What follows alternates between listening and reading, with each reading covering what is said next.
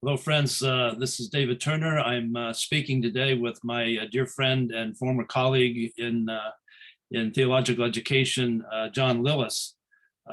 John has a great deal of experience in this, and I'm really happy that we can talk it through today. John is a fellow adherent to all things related to the film "O Brother, Where Art Thou?" He and I are Appalachians, and we have an unhealthy obsession with everything about that film. But much more importantly, we've been working together for decades, both of us in theological ed. John came to know the Lord as a member of the United States Air Force, and eventually came to Grand Rapids Theological Seminary, graduated from there, went on to do his PhD in adult education at Michigan State University under Ted Ward. He's been involved in the founding of what is now known as Asia Biblical Theological Seminary, headquartered in Chiang Mai, Thailand. He's also been involved in leadership at Cornerstone University, Grand Rapids Theological Seminary, directed Bethel Seminary's San Diego campus, provost at Grace College and Seminary in Winona Lake, Indiana, recently helped Pacific Theological Seminary get off the ground. John's been a longtime founding associate of GATE, Global Associates for Theological Education, and has just a wealth of experience in all these areas. I'm happy for him to be able to speak with us today. Thanks for being here, John. Anything you want to say to get us going? Well, no, I remember something that Dr. Wilbur Welch, whom we both worked with and for back in the old days, said about introductions like that. It's like perfume. They have a nice aroma, but don't swallow any of it. So, no, I just recently retired from Pacific Theological Seminary, as you said, helped them get started for a couple of years as their first president. And I'm now in my retirement. My latest project is working with a group called the Kaifa Group. Myron Youngman is the president, and we're working on developing models for sustainable leadership development in Asia. Going to be having a consultation in Chiang Mai, Thailand, which we're bringing together some Asian church leaders in Chiang Mai, as well as other organizations that work in leadership development. That's great. Well, John, you and I are great friends and have known each other for decades. So what I want us to do just now is to just sit around basically and talk about some of the current trends that are out there in theological education. And I think in the accompanying blog post that I have on this, I'm dealing with several of these things, and I guess we have to begin with cultural trends and the way in which the declining factors that affect the North American church inevitably affect the seminaries. And when I was speaking with you about this previously, you were talking about how the center of gravity is shifted around the world. So could you speak briefly to that question? Well, I think several people are acknowledging that. Is books going back several years, the New Christendom and others, is that the center of gravity is going south on the globe, the Southern Hemisphere, in terms of numbers and impact and influence in the world. I've seen it most recently. You mentioned GATE, Global Associates for Transformational Education. And four old white guys, Dwayne Elmer at Wheaton and Trinity, Bob Ferris and Ralph Enlow, who were at, Bob was at Columbia, Ralph was the Association of Biblical Higher Education, and myself, started this to work with people in the majority world, faculty and all. But we wanted to turn it over to them. And now GATE Global has a team of senior associates. And the interesting thing is they're all from countries south of the equator. And then there are regular associates in each of the continents, Africa, South America, Asia, and Latin America. And they're doing all of this faculty training. So that's where the seminaries are. That's where the Bible schools are that are influencing and impacting the world right now. So one almost begins to wonder about God's providence and the moving of the Holy Spirit as the wind, which we can't quantify where it's coming from or where it's going. So we just, to some extent, just sit and watch how the Spirit of God is moving in the churches. And we wonder whether what's going on in the old jaded North American institutions, whether God is beginning to move in ways that sort of bypass that, or whether there's still hope for a renaissance, if you will, of theological education in North America if we can get our act together. Well, and maybe that renaissance could come about from a backflow, with the great mission wave of the 20th century following World War II, when missionaries went out from the West and from the United States and started this movement, and now perhaps coming back, and especially I think in theological education as new models. And I mentioned the Kaifa group, and one of the exciting things here is could you spell that out? So I'm not sure I understand what that is, and probably folks watching don't either. So the Kaifa group. It's Kaifa, the Kaifa group. And it's basically been a one-man show working primarily in China. And now we're expanding a bit. Myron Youngman is the president of it. And you might know Myron from your days in Cedarville.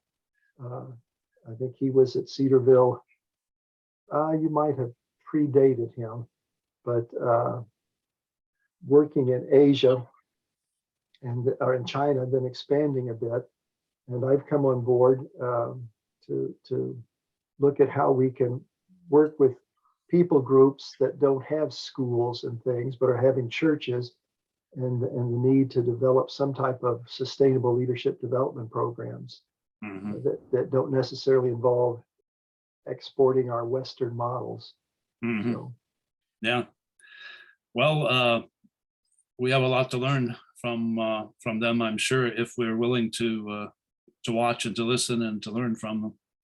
So another thing I wanted to touch on briefly is just how the cost of theological education has, in North America, at least in the West, been such a crippling thing, leading to schools using a lot more adjunct professors.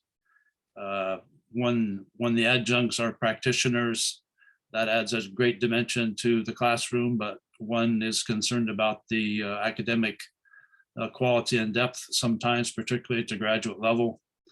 The rising costs are sort of behind, I think, the mushrooming of online education. At least that's one factor in it, making education accessible.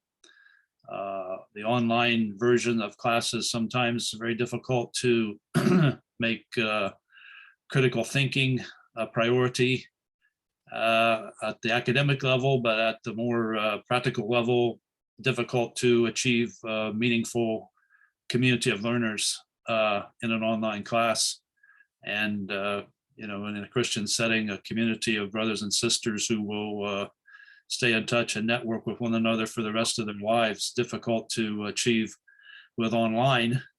And the rise of COVID has sort of given a shot in the arm to the online and made it difficult for traditional seminary classroom experiences to be achieved. And in some ways, once folks have gotten used to going to school in their pajamas whenever they feel like it, it's a little bit different to herd them back into the classroom again.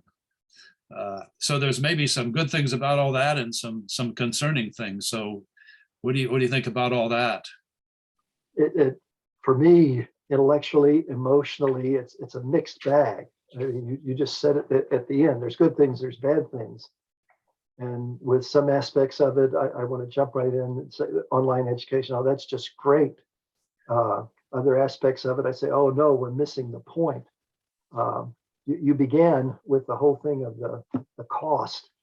And it's for a long, long, long time in theological education, the price that we charge, tuition, has not covered the cost of theological education.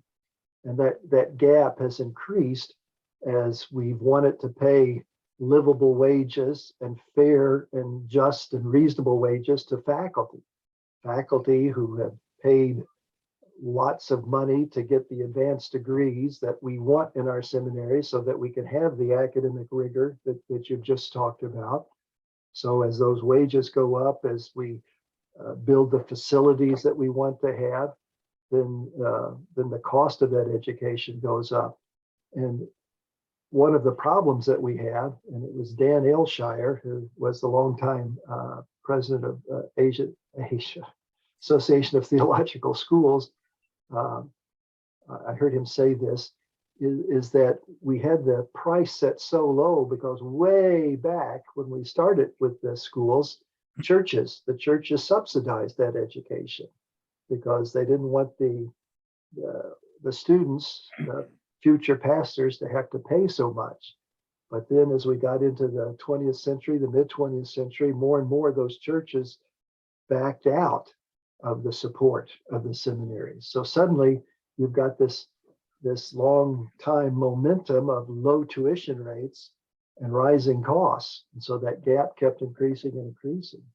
So then schools began to look for ways to have business models that worked. And where you didn't go with online education, seminaries bought into the Title IV financial aid, federal government. And so students in the MDiv, there was the financial aid guy at Bethel Seminary when I was with Bethel, did a study, and the average MDiv student was graduating with a debt of $30,000 to $50,000. And so you have that whole thing going on. So then that leads churches, as you've said, to say, well, we've got to come up with another model. Maybe we'll do it ourselves. Yeah. So, and then go ahead, Dave. You're making body language like you want to talk. Yeah, I was just going to say that part of this price cost exceeds the price being charged. That's not sustainable. You know, the schools can put it on to the students, and so they go into debt, and that the ethics of all that is difficult to sleep at night when you think about. I mean, as a professor who's made a living off the backs of student tuition for his whole career, I think about that sometimes and think, what have I done? Maybe I would have been better off with the day job teaching people at church at night. And so when they graduate, they're not crippled by debt. So some schools are relating to this issue with online and using a lot of adjunct profs whom they pay a small stipend with no fringe benefits to essentially facilitate a course someone else has written. You worry about the academic quality of that. Another thing that schools are doing today is changing curriculum and emphasizing, I guess, a lowering of requirements. I think the MDiv degree has traditionally been around 90 hours or a little bit above.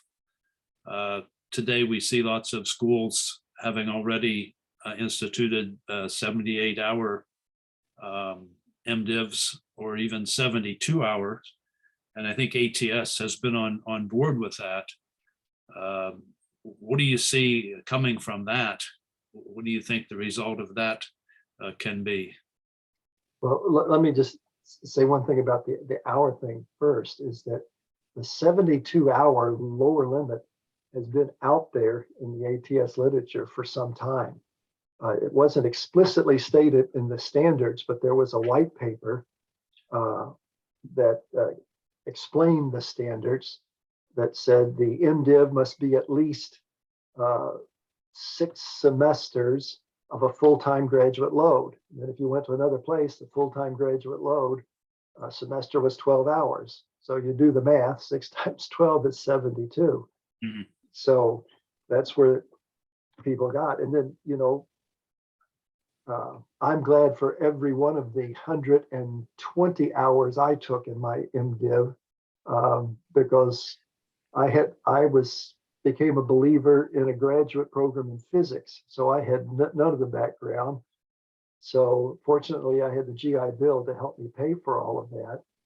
I took the Hebrew, the Greek, everything I could take, 2 majors, but I didn't go into debt like some students have to. And so when you look at the 72 hours versus, let's say, the 96 hours, you do that math there.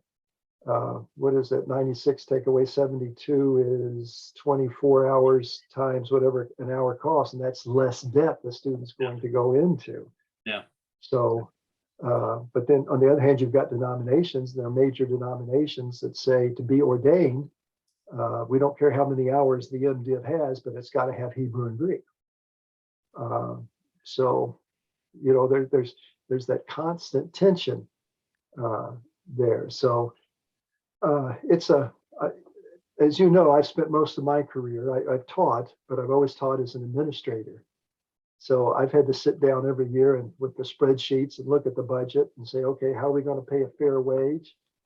How are we going to operate, if not in the black, at least break even and not in the red, and then not put a burden on the students as well. Yeah. So it is, how do you do that? Yeah, well, lowering the hours from the 90s to the 70s, obviously cuts the cost and perhaps makes it easier to recruit students. I think it can be done, and I'm not opposed in principle to that idea, but I think it sort of challenges us at the level of our philosophy of education and what we're trying to do in the classroom. I come from a long line of folks who felt like you had to cover the material. You had to, the content has to be comprehensive. You have to talk about every single issue. I years ago began to wonder about that just in a traditional model, having a hard time fitting everything into the class that I wanted to fit in, beginning to realize that really what's important is not so much just raw content, but teaching people what to value, teaching people methodology about how to come by information rather than feeding it to them on a big tablespoon, showing them how to acquire it for themselves, and then modeling the value of that in selected areas. So just showing by your own classroom content selected areas where you can show how the method works, rather than thinking you have to cover everything in the syllabus. Cut some stuff out of there and just give some case studies, spend more time on practice than simply theory, and maybe sort of hope that they catch on that way rather than just drumming it into them. Seems like the whole curriculum change thing challenge us not simply as what is important to cover, but how do we cover it? Do we cover it just as information that has to be droned on about, or do we cover it as something based on values that is the result of a method that you can model? If you can get people hooked on that, then you don't have to teach them everything. They'll dig it out for themselves if they see how it works. See, the educator in me is just rejoicing at hearing a traditional faculty member say the words that you're saying. when I was teaching educational ministries in the seminary, I had what I called the Lillis germ theory of education. It's where you expose students to a whole lot of information and hope they don't get sick, which was the content dumping. But one of the things, when I was at Bethel, right before I left Bethel, they were reducing the hours of the MDiv. And one of the things they did was to take 3 credit hour courses and make them 1.5 credit hour courses. So the students paying for less, but then in terms of the content that you're talking about, guys would begin to flip the classroom. And so you could maybe prepare video lectures, narrated PowerPoints, whatever you wanted to do that the student was responsible to view before the class. So then in the class, you would do just what you're talking about. Use the you didn't even have half the class periods, but in those class periods, they've already seen the content, and you can even prepare content in those videos or the narrated PowerPoints or whatever that still emphasize what you talked about. You know, here's what's valuable, but then even emphasize it more in the classroom where you can begin to discuss it. So I think if we can move away from, like you said, just I've got to cover it or it's not valid. I remember hearing a lecture once again by Dan Aylshire in which he was talking about one of the big revolutions in theological education was when some young rebels like yourself, and I've served on faculty with you for some time, and I can remember certain deans or a dean always thinking of you as a young rebel at a couple schools.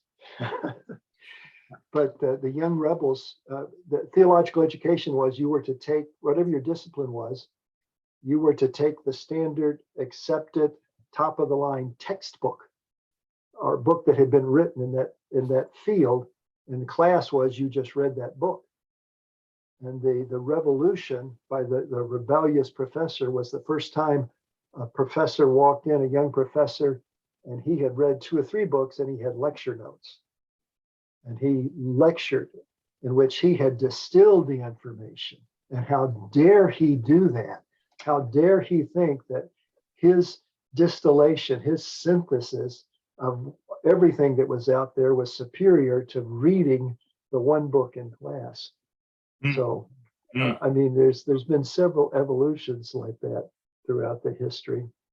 Yeah, well, that seems like a pretty obvious thing to do, given Bloom's taxonomy and the higher levels of education and thinking.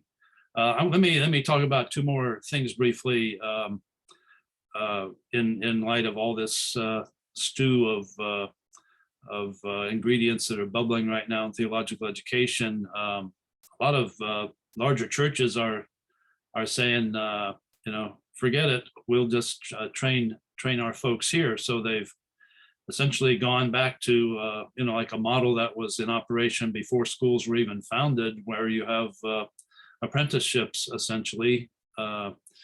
In traditional education, we call it a residence. So there are churches that are the whole program is a residence in the church, and there's no even accredited academics necessarily involved in it.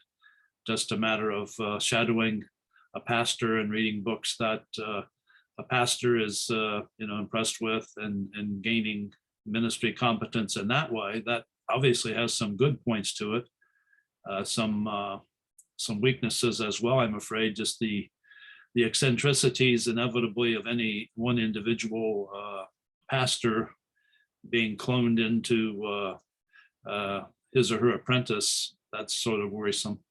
But there's a new development that you've been very familiar with, new in some sense of the word at least, probably in principle been operating for a while, that now goes by CBTE, the acronym standing for competence-based theological education. I know you've been involved with that at Grace and other places as well. More of an outcome-based, practical, pragmatic approach to education. What can a student do with what they've been hearing, and judging them, evaluating their performance in the ministry context as the grade, quote unquote, rather than how well they do on the exam or how well they can write a research paper with a sufficient number of credible footnotes. Could you speak to that some? Yes. And in terms of the first model and the churches that are doing that you mentioned, I like your metaphor of cloning, because one of the problems with biological cloning is by about the third or fourth generation, with each succeeding generation, you lose a little bit. And so that's what's going to happen in those individual churches. By about the third or fourth generation, you're nowhere near what that first generation was. Yeah. The competency-based theological education, as you said, does emphasize the practical, but it's not instead of the academic. It's built upon the academic. And ATS makes sure of this, as does the Federal Department of Education.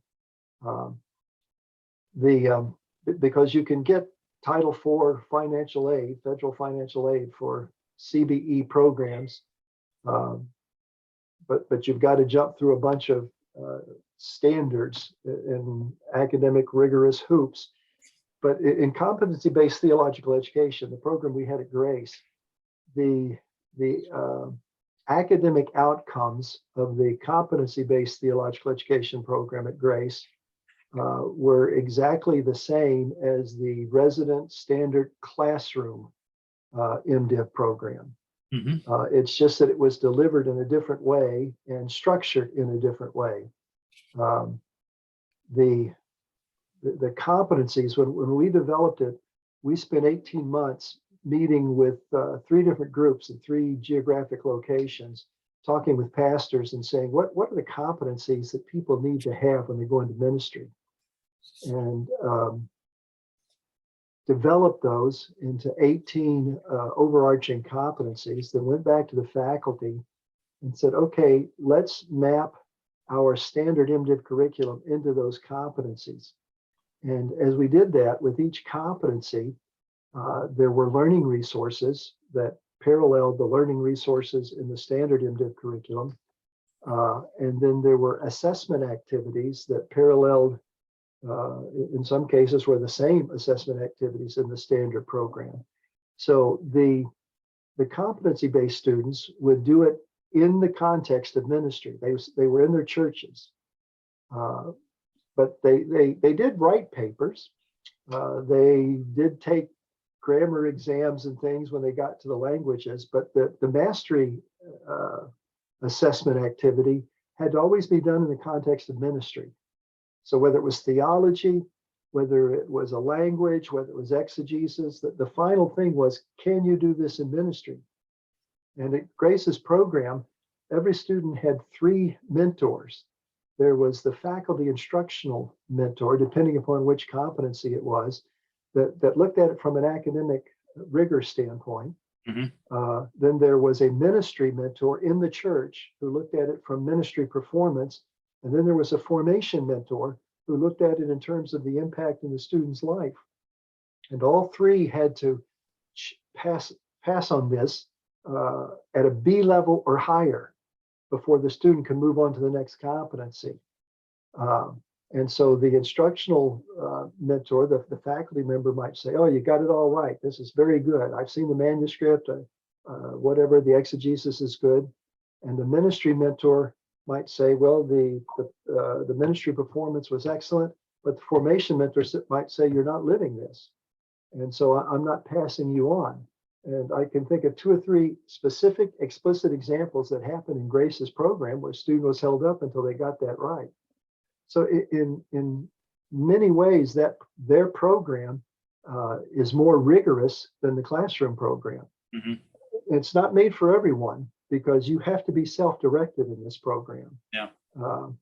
But the learning resources, like in the languages, they have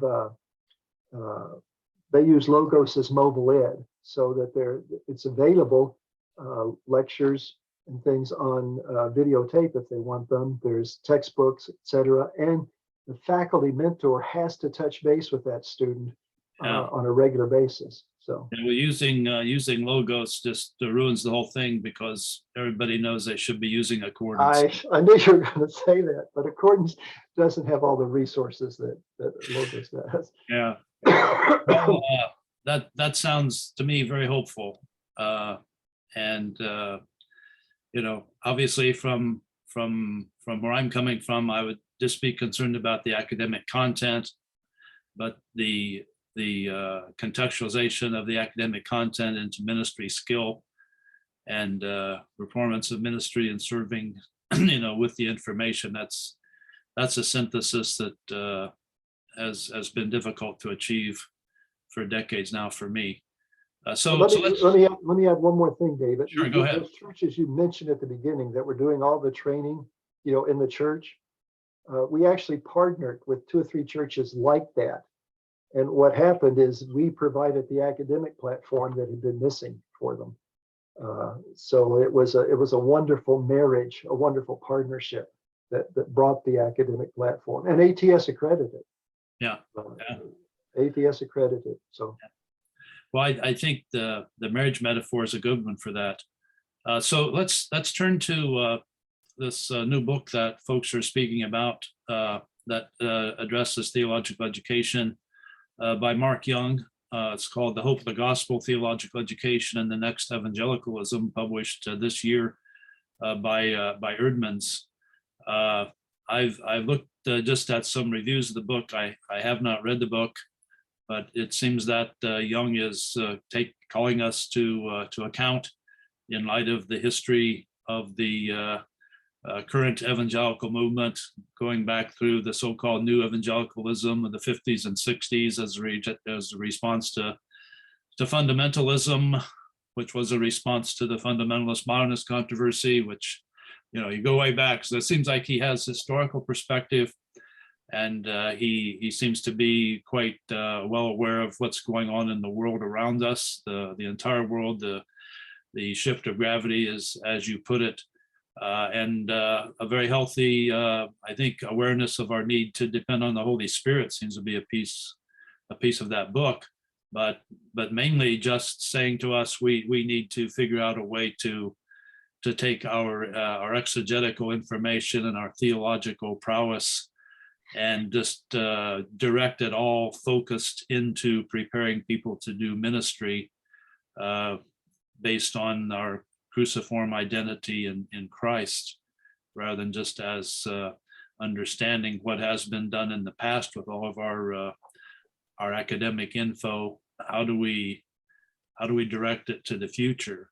So you're much more familiar with this book and all that has gone into it than I am. So could you speak to that a little bit?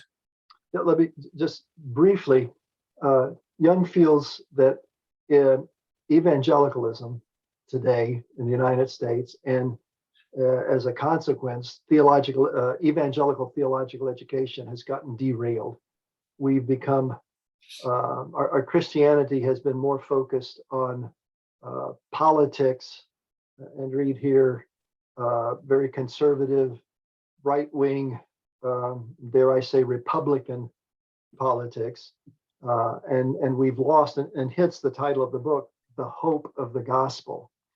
And he says it shows up in our theological education, and our theological education has also given way to the guilds, the academic guilds, and so and he traces that back to the influence, in part at least, to the Puritans and some others, the scholasticism and so forth, and that we need to get back to the roots of what Bebbington defined as the evangelical priorities, conversionism, activism, biblicism, and what the cross and the hope of the gospel, and see that and get beyond our own 4 walls in this country to a global perspective. Yeah. That as we're teaching students, as we're preparing students for ministry, we need to be preparing them to be kingdom citizens with a global perspective, to perform the mission that Christ left for the church, and that's to take the gospel, the hope of the gospel, to a lost and dying world, and that needs to permeate every aspect of our theological education. And I was going to, where did he? I was trying to find a thing here where this is talking about how that integrate into every discrete curricular unit theological, hermeneutical, missiological, and formational learning outcomes built around the question, how can the people of God live out their identity as a sign pointing the world to the gospel of the risen Christ and his kingdom? And I think that sentence, that section right there, articulates, to me, one of the main points of his book, and that it's got to be in the seminary. And he said when he was in seminary, and it's true for many of us, we talked about the gospel and we talked about the world, but we didn't really make this point. And he says we've got to teach students to exegete culture as well as exegete the scripture, so that they can make that application as well. So I it's one of those books that you can probably count on both hands in your entire lifetime, that you read it and it just knocks you right upside the head and really has a profound impact on you. I wish he had written it 10 years ago or 20 years ago. Yeah. I think just thinking about how people from my background will read that book, I'm afraid that they'll be reading it as not what you've been doing, but here's something new to do, rather than what I think he's saying, which is keep on doing what you're doing, but focus it on the world, focus it on the church. And so it's not it's a like refocusing or repurposing of academics, not a denial of the importance of academics or the, using, loving God with all of our minds, but it's saying, you don't have the luxury just to toy with all this information in the academy. All this information is immediately relevant for the church, and you're not looking at it just because you're curious, like any university ancient historian. You're interested in this material because it equips the church to be the people of God, to get the gospel out around the world. Exactly. And I mean, you said the key thing when you said people like you. And you and I have been in the business a long time, and not every professor in seminary is a person like you, David. I've known you for a long time, and you have that perspective. But it's so easy when we get caught up in our discipline and the questions of the guild. That's what the students should know. They should know the really key issues of the textual criticism and why this text really says this and not that, and et cetera. And those things are important, but there's an end game. There's a reason they're important. And that's where Mark is going. I think we need to redefine the guild. The guild is important, but the seminary prof guild has to have the church piece in there too. And you can't teach hermeneutics without teaching students that you need to understand the message of the Bible in its original context, but also think about how it connects with the people in the pews in different cities, different countries all over the world. So the whole piece about exegeting the culture is part and parcel of hermeneutics, as I would see the discipline. So so you think you want all of us to read Young's book, and Right. and you're ready to say you have no financial interest in that, right? He's not paying you anything for.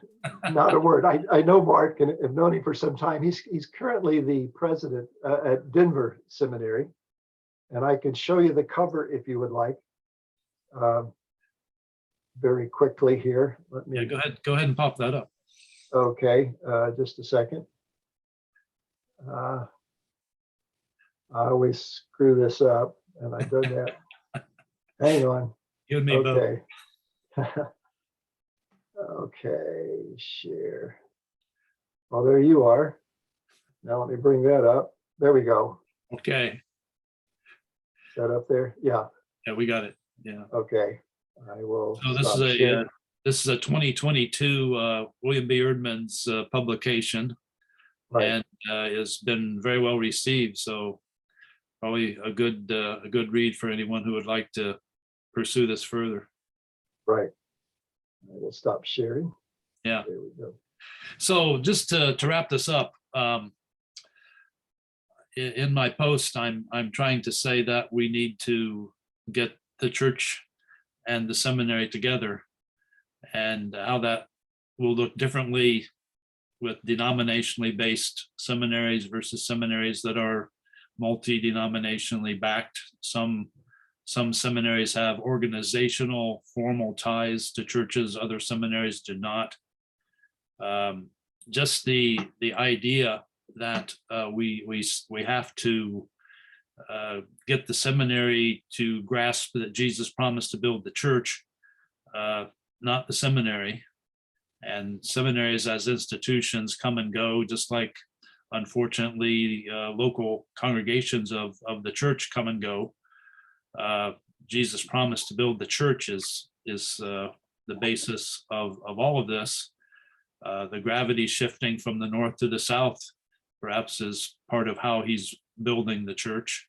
So I guess what I'm thinking about as we conclude is how do we get seminaries to take that promise of Jesus seriously and to realize it is about the church, and the seminary has value only to the extent that it contributes to the church. I think one thing is to see what the seminary's real purpose is. And it was one of my colleagues at Gate, Bob Ferris, when we were starting Gate, that helped me to see this, is that it was very easy to say, well, our purpose is to better prepare faculty members of Bible schools and Bible colleges to prepare leaders. And he said, no, it's not. He says, what our mission is to strengthen the church worldwide. Mhm. And we're doing it this way. And that's what the seminary is not preparing leaders. Its mission is to strengthen the church, to make the kingdom stronger through what we do. And what we do is prepare women and men for the ministry of the gospel. But the end game, the reason we do this is to strengthen the church of Jesus Christ. And I think if we think about that every time we walk into the classroom, what I'm doing today, what I do tomorrow, what I do this semester, what I do this year is to strengthen the church of Jesus Christ. This is about the church of Jesus Christ.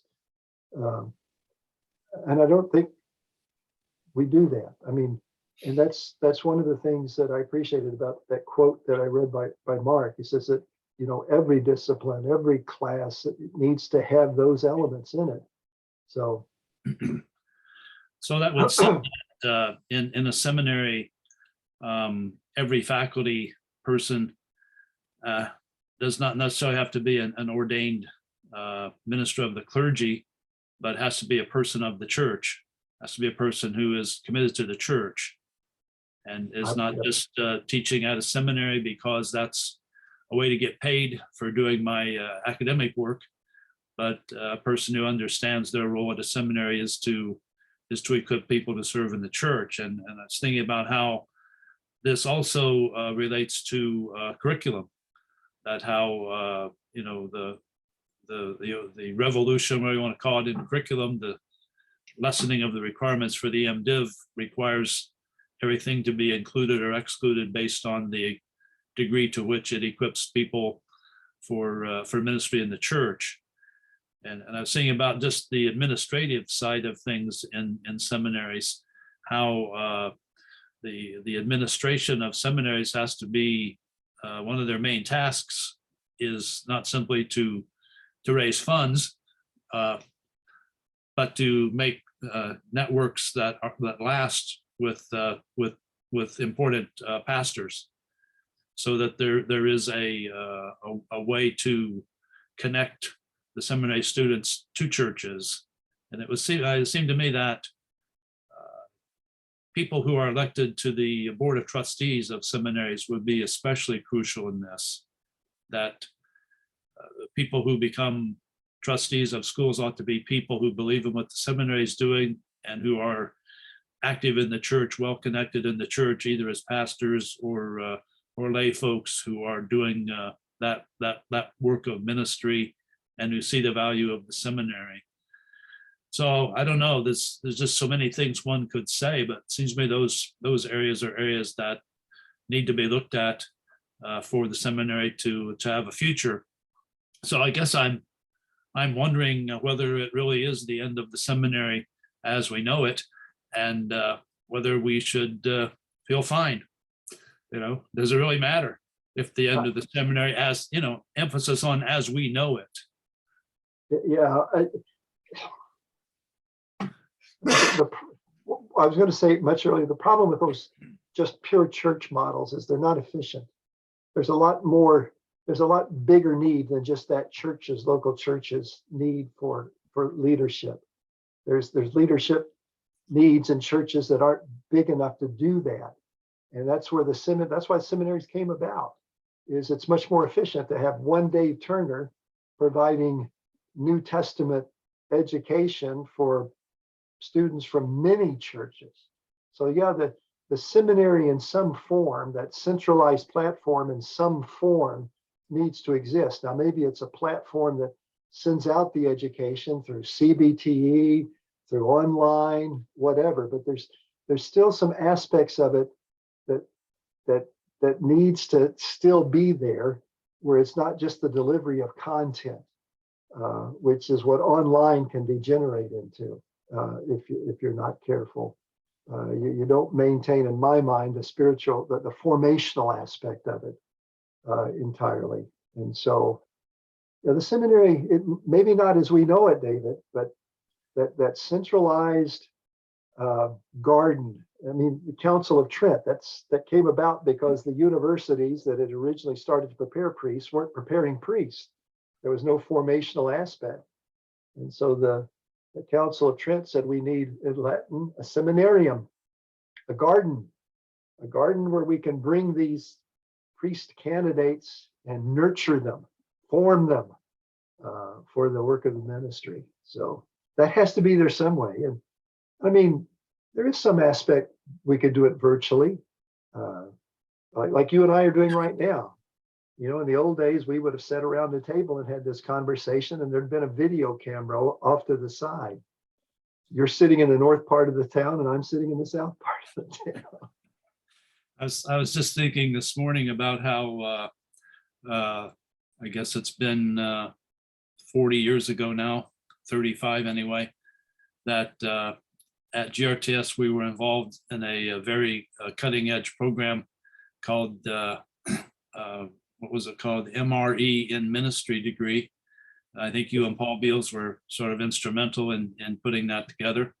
And I was tasked with revising a course in hermeneutics. So I made audio tapes. I constructed a sort of a programmed study workbook for the students to use as they listen to the tapes. And we started sending cassette tapes out, not only in USA, but to Southeast Asia and to other places in the world as well. And that was the cutting edge back then. Well, and then the Institute for Theological Studies Yeah. up at Outreach Incorporated. I did a course in spiritual formation for them. Yes. Yeah. No, that was the cutting edge, cassette tapes. Yeah. So the media, the delivery system is varies from one culture to the next, from one time to the next, depending upon the available technology. But the values and the content and the methods have to be continue to be inculcated. So maybe we conclude here with what Paul said to Timothy in 2 Timothy 2 about passing on what one has heard to faithful people who are able to teach others. And whether that means the end of the seminary as we know it, we have proprietary interests in seminary as we know it. I certainly do, but I guess I'm willing to say bye to that as long as the ethos of sending the truth to the next generation who will keep on sending it stays in place. That's the function.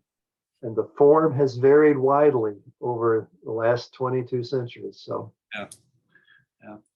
Okay. Well, John, I really appreciate you coming and talking to me today about these things. And we hope that our friends out there who are pastors and who are in academics will profit from our musings here today for the glory of God and the good of his church. amen. Indeed. Amen. Thanks, John. Thank you.